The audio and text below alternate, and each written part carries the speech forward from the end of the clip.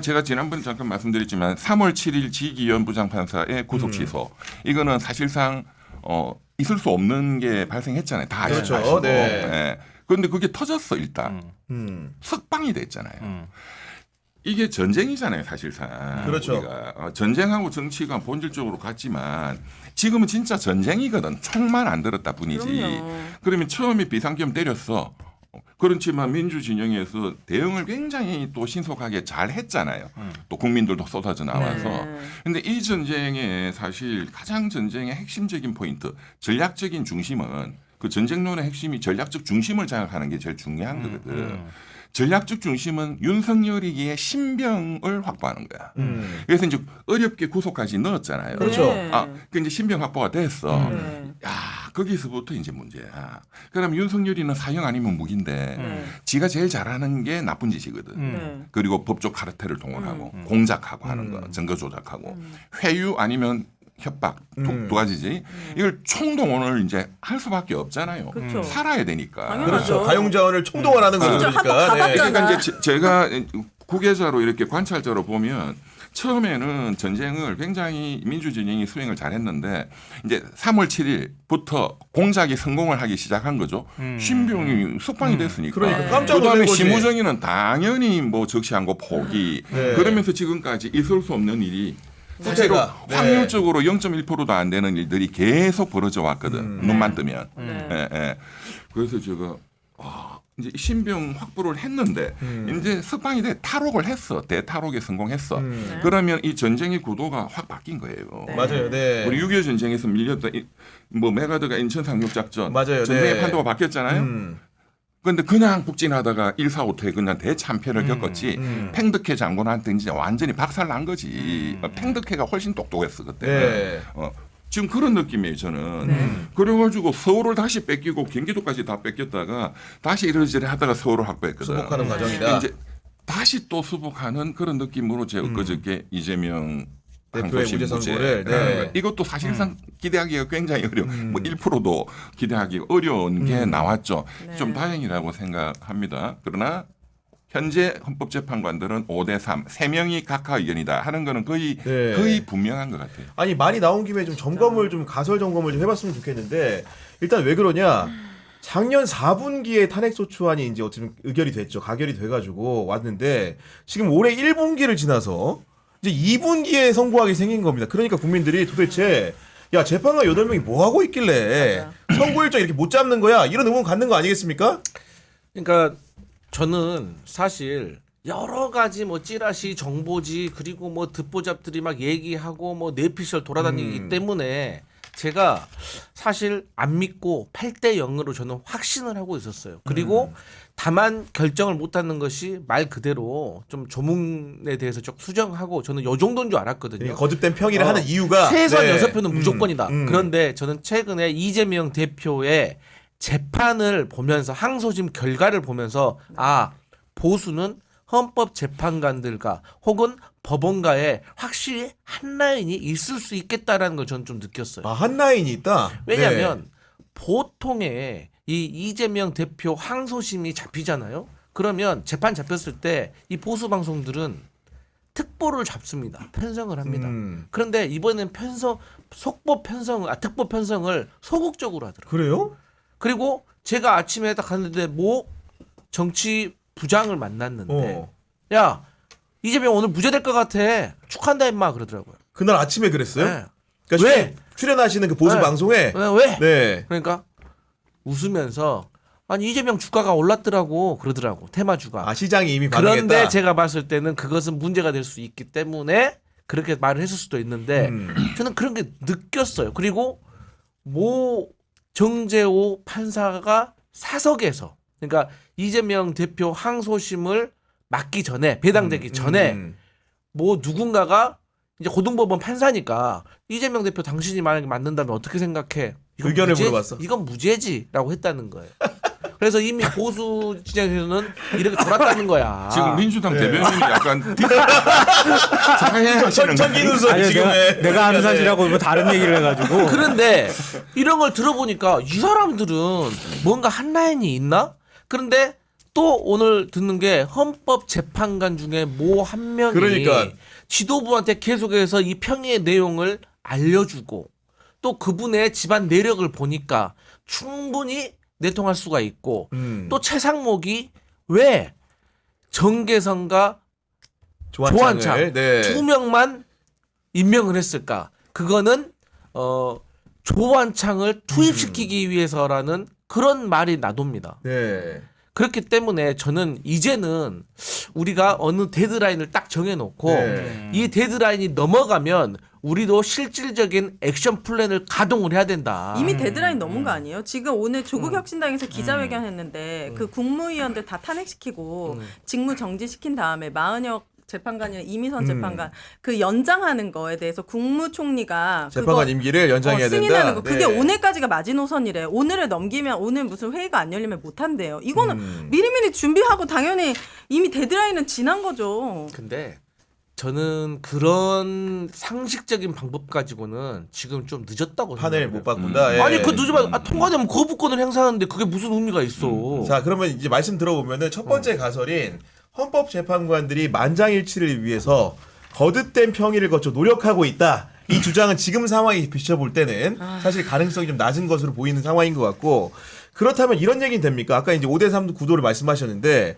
일부 재판관들이 아직 마음을 정하지 못했다고 주장을 하면서 평결 절차를 미루고 있다. 이런 가설은 설득에 있는 겁니까 지금? 저는 일단 좀 근거를 가지고 얘기를 하는 게 좋을 것 같은데 네. 이번에 그 한덕수 총리 그 결정에서 정계선 재판관님 혼자서 저거 파면시켜야 된다. 그렇죠. 이종유 의견을 세게 그 냈죠. 나눴잖아요. 네. 네. 이제 시청자들이 인용기가 이러면 헷갈리실 것 같아서 파면 의견. 저거 네. 파면시켜야 된다. 그렇지. 예. 그거를 들어보면 정계선 재판관님이 굉장히 똑똑한 분이거든. 서울 의대 들어왔다가 맞아요. 다시 아, 그래요? 또 서울 법대로. 네, 맞아요. 그 이유가 서울 의대 들어왔는데 전태일 평전을 읽고 너무 감동을 받았어요.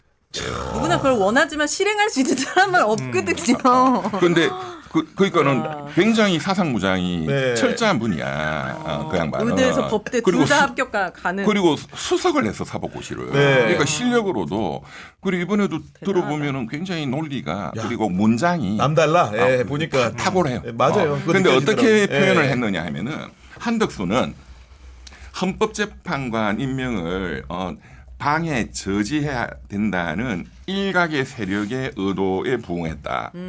그래서 결국은 이 헌정 질서를 파괴하는 이런 행위를 했기 때문에 파면해야 된다. 이런 네. 논리거든요. 일각의 그런 세력의 의도에 부응했다라고 표현을 했어요. 네. 그거를 지금 김복현 재판관이나 이런 분으로 하면은 똑같아요.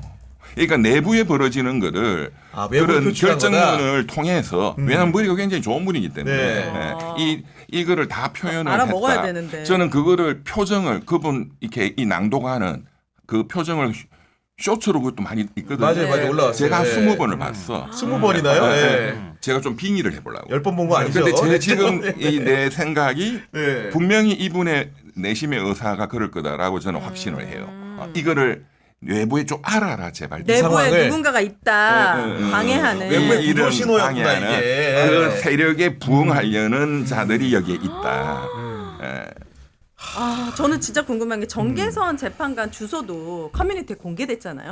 이건 맞아요. 지극히 개인 정보인데 이게 어떻게 내부에서 흘리거나 누가 주지 않는 이상 문영배 재판관도 그렇고 이런 집 주소를 그 사람을 잡아가지고 물어서 이런 거를 한 사람을 잡아내야 되는 거 아니에요? 그렇죠. 근데 집 앞에 시위하고 있는데 다 내비두고 근데 있어요. 이게 지금. 제가 좀 정확히 말씀드리면 떠돌고 있는 자료를 보니까 네. 기본적으로 이제 공직자들 같은 경우에 재산 신고를 하게 되고 네. 일정 직급 이상 공개를 하게 되는데 정계선 재판관 같은 경우에는 서울 서부지방법원장을 했잖아요. 네. 그때 이제 공직자 재산 공개를 하게 되다 보면은 부동산 내역을 신고하게 돼 있어요. 그렇죠. 그럼 주소가 얼추 나옵니다. 기자들 같은 경우에도 그 재산 검증하기 위해서 검색해서? 그런 걸 활용하는데 그런 방법론을 알고 있는 누군가가 알려줘. 공개된 관보를 올렸더라고. 그러면 집을 찾아간 걸로 보여요. 보니까. 어쨌든 간에 목적 자체가 검증이 아니고 위해를 가하려고 하는 거기 때문에 굉장히 나쁘다고 할 수 있고. 그런데 더 네. 이상한 건 네. 이게 지금 나라의 운명을 결정하는 분들이고 그런데 극우파들이 그 앞에 가서 거의 난동을 부리고 맞아요. 있는 거를 네. 이게 뭐 그분들 가족들이 경찰에 신고를 하거나 고소 고발을 하거나 이런 걸 하기 전에 그냥 적극적으로 맞아요. 경찰이 막아줘야 되는데. 그 뭐 반경 한 몇백 미터 이내 접근 못하도록 한 조치를 해야 되거든요. 그렇죠. 네. 근데 그거를 안 한다는 게 나는 너무 그러니까요. 더 이해가 안 이상하더라고. 간다. 네. 옛날에 그 저기 뭐야 윤석열이가 검찰총장 할 때 그 뭐 윤석열이 집 앞에서 막 시위하고 뭐 네. 제각 구속시켰잖아요. 근데 이거는 왜 조치 자체를 안 하는지.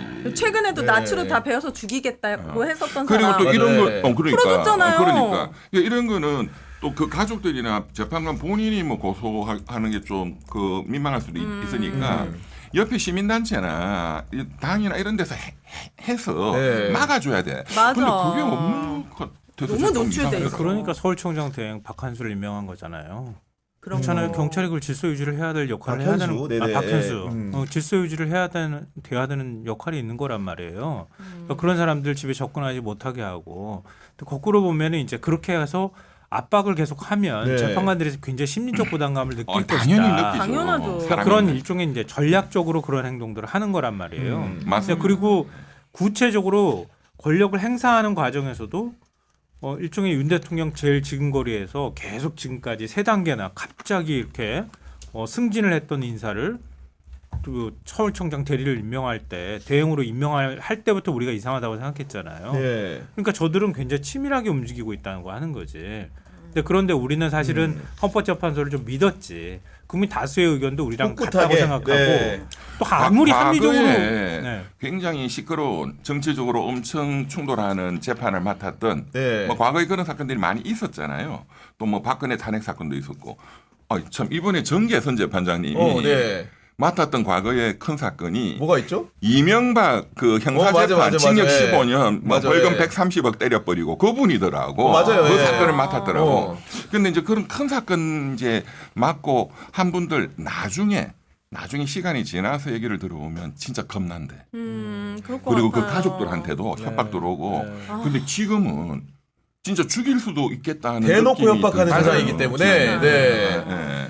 그리고 이제 헌재 상황을 두고 세 번째 가설 같은 경우에는 네. 계속 이제 안 이루다 보니까 아까 5대3 구도를 설명을 하면서 결론적으로 공표 못하는 상황에 이른 거다. 왜냐하면 만약 이 상태대로 공개를 하게 되면은 한 명이 임명되지 않은 상황에서 마은영 후보자 그렇지. 임명되지 않은 상황에서 누구도 수긍할 수 없기 때문에 결국은 대들악이다. 뭐 이런 식의 설명하는 분도 있습니다. 그렇기 때문에 지금 어떤 해결책 이제 어쨌든 현실 정치니까 우리 대안을 내야 될 거 풀어야죠. 아닙니까? 네. 그래서 국무위원 전원을 탄핵을 해버리자. 네.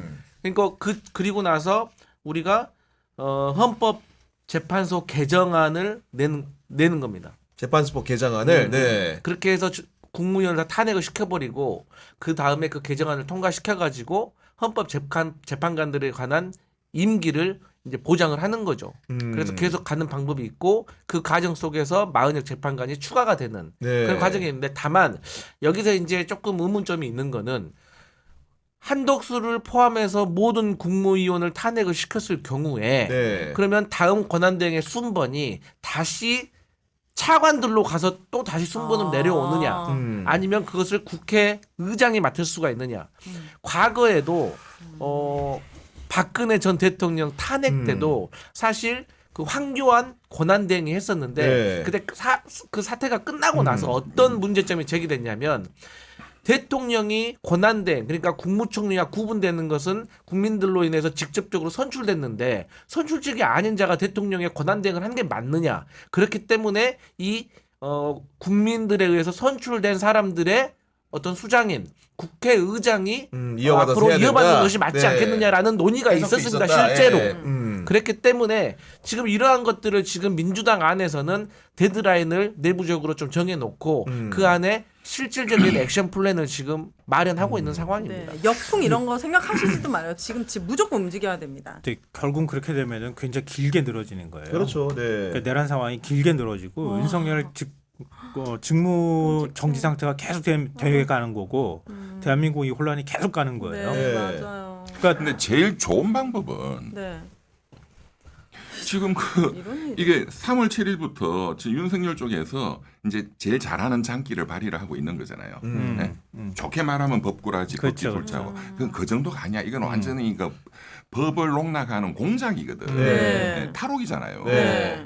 자꾸 그 사람들이 탈옥이라고 안 하고 또 어떤 분은 합법적 탈옥이라 하대. 그 유시민 작가님. 이건 무슨 합법적이야? 이건 완전한 불법적인 탈옥인데. 네. 그러니까 잘 모르시니까. 너무 충격적이니까 그런 표현들을 네. 쓰겠지.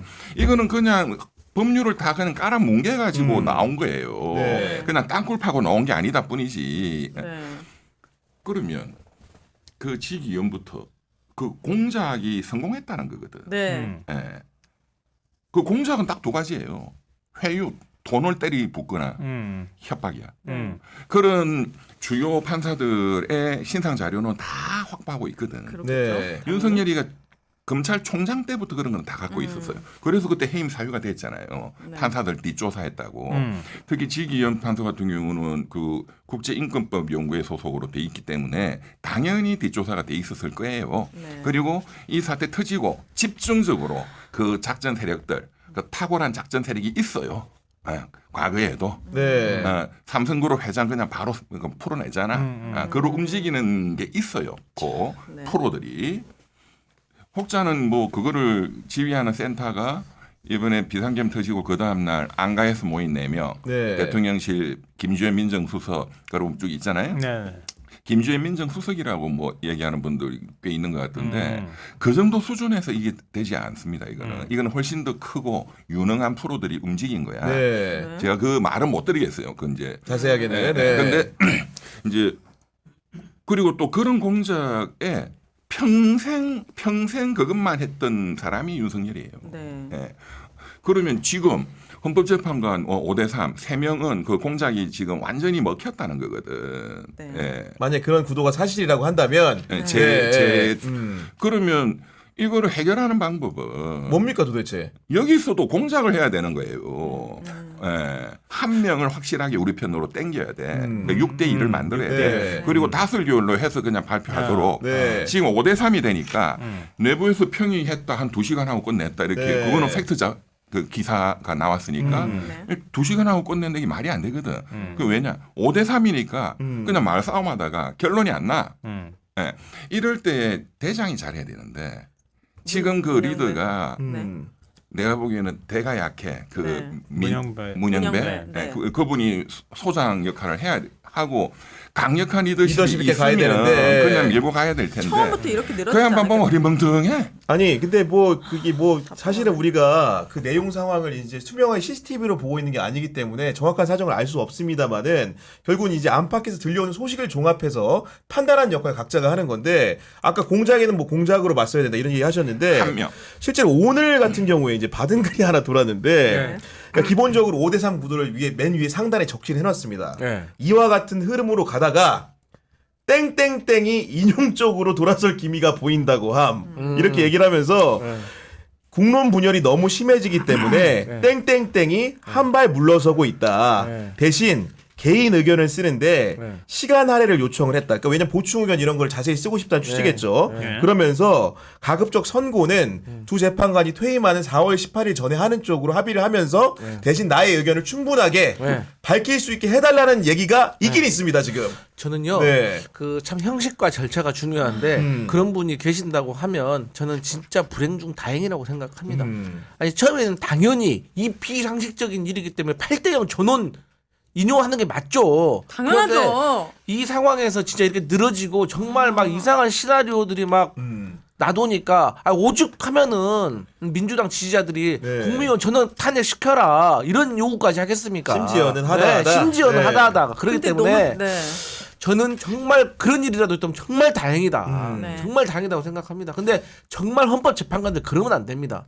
세상에 법관으로서 법과 양심에 비추어가지고 판결을 내려야지. 내가 이 사람하고 친하고 내가 이 사람한테 임명받았고 내가 앞으로 살아갈 때 변호사 생활할 때도 내가 이 진영에 있는 사람들이니까 여기서 외면당할까봐 진짜 그러면 저는 안 된다고 생각합니다. 저는 궁금한 게 국회 차원에서 법사위 같은 거 열어가지고 헌법재판관은 못 나오더라도 밑에 연구관들을 불러서 이렇게 늦어지는 건 이유라도 알아야 되지 않느냐. 국민의 알 권리. 그거라도 설명해 줘라라고 쪼거나 협박하든지 데려와서 앉혀놓고 주리를 틀어. 그거 좋지.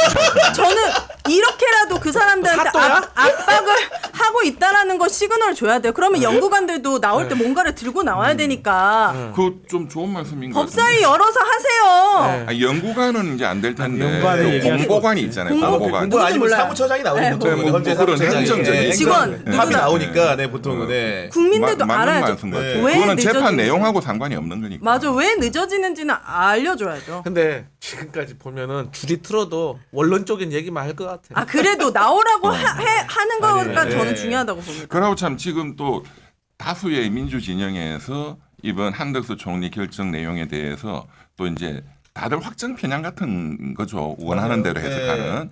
그래서 너무 또 낙관적으로 해석하는 게 있어서 제가 그것도 좀 그거는 말 그대로 좋은 말씀인 것 같습니다. 네, 예, 네. 주의 경고를 그게 해준다는 뭐냐면은 네.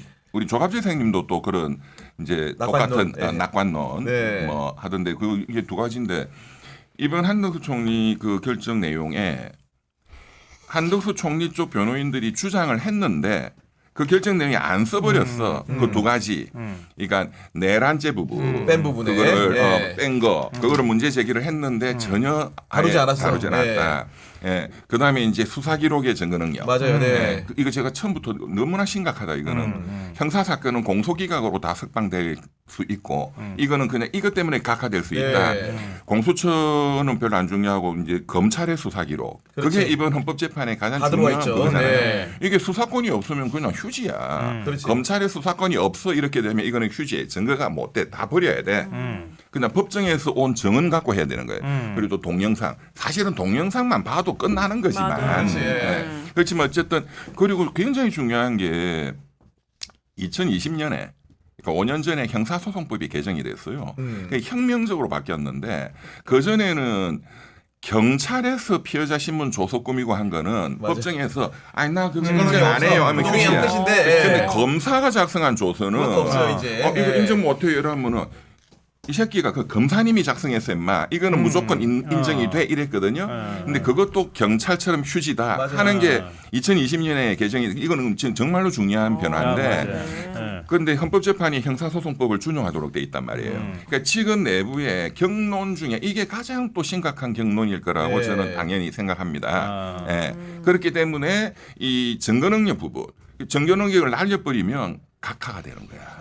아니 근데 진술조서에 대한 채택은 재판부가 판단해서 결정하는 거잖아요. 그렇죠. 그러니까 그러니까, 본인- 내부에서 싸우고 있다 이거지. 예. 예, 이 근데 증거 그것도 채택 여부를 헌법 재판관들끼리 다 이미 변론 과정에서 정리된 거 아닙니까? 말을 했지. 그 우리 그 소장 대행님이 증거로 채택했다고 얘기를 근데 했지. 그분의 말일 뿐이고 나머지 그분의 재판관들이 어떻게 나머지 생각하는지는 반대다. 이거야. 그러니까 이게 법원에서 윤석열이 풀어줄 때 공수처의 수사권이 없다고 풀어줬는데 마찬가지로 헌재 우리가 경론을 봐서 알겠지만 변론기일 내내 드러났던 것들이 결국은 검찰에서 조서한 증인 조서를 채택을 해서 그걸 인용한다는 취지의 발언을 몇몇 재판관들이 했었는데 그렇습니다. 실제로는 흉금에서 얘기를 전혀 안 했던 분들이 평의하는 과정에서는 검찰도 사실 수사권이 없는 데다 그렇습니다. 내란죄에 대한 수사권이 없다 이래 버리면 그렇습니다. 각하사유가 된다는 설명 아니십니까? 지금 이게? 그래서 네. 제가 그게 이제 계속 그 위험성을 주장을 해왔고 네. 그런데 이번 그 국무총리 결정문에 그 두 가지를 한덕수 쪽에서 그러니까 윤석열 네. 쪽이죠. 엄청나게 주장을 했는데 거기에 대한 답변 자체가 아예 없어요. 네네. 아예 예. 그냥 말을 안 해버려. 그러니까 이제 그거를 낙관적으로 생각하는 민주진영 쪽에서는 네, 해볼 필요도 없으니까 안 했지. 이거는 말도 안 되는 거니까. 그러니까 윤석열이도 말도 안 되는 거야라고 결정 났다라고 해석을 많이 하셔요. 네. 근데 저는 그 해석은 틀렸다고 봅니다. 아. 왜냐하면 판사들이 그간에도 이제 저도 경험상 굉장히 여기를 봐주고 싶어. 보통 재벌 회장 사건, 재벌 회장을 봐주고 석방시켜주고 싶어, 집행유예를 때리고 싶어. 그런데 검사가 주장하는 논리가 이거 빠져나가기 어려운 거야. 그럴 때 판사가 어떻게 하느냐? 여기 무조건 봐준다. 그러면 여기에 대해서 그냥 판결문에 안 써버려. 아예 빼버려 그러니까. 몰라. 네. 그럴 수도 있어요? 그리고 집행유예 때리면 바로 석방이 되잖아요. 2심 가서 알아서 해 검사가. 와. 그 이제 공작이 된다면 네. 그런 건 제가 과거에 여러 번 봤어요. 네. 근데 아예 안 써버리는 게 판사의 이게 기술이야. 그건 지멋대로 할 수 있으니까. 그러니까 이번에 아예 안 썼단 말이에요. 이거는 우리가 한덕수. 반대로 생각하면 뭔지 윤석열을 알겠어요. 네. 봐주려고 한다면 이런 공작을 또 네. 이런 기술을 썼구나. 저는 그런. 근데 헌재 판결에 안 쓸 수는 없잖아요.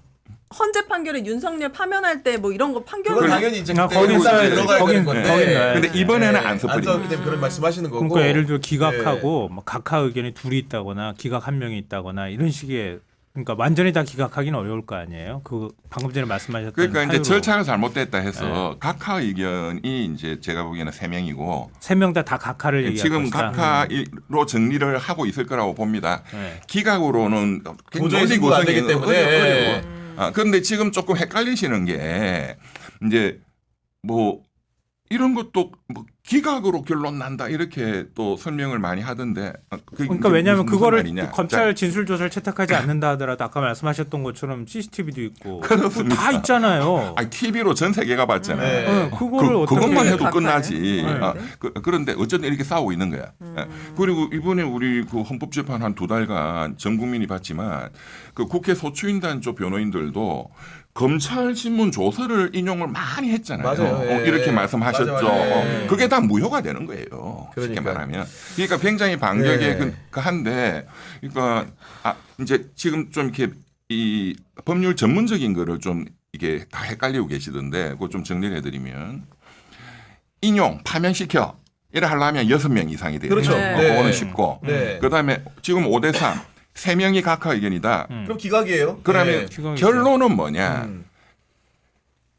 판결 주문을 각하한다 이렇게 하려면 과반 5명 이상이 돼야 그러니까, 되거든. 맞아요. 그러니까 지금 네. 5명이 안 되니까 각하는 안 되고 네. 인용하려면은 6명 이상이 돼야 되는데 네. 5명이니까 이건 안 되고. 그러니까 네. 그냥 결론은 기각으로. 기각인 거죠. 주문에 그렇게 쓸수 아우 있다는 끔찍하니까 말씀이시고. 입에도 올리지 말아요. 지금. 그런 하면 상황인데 무조건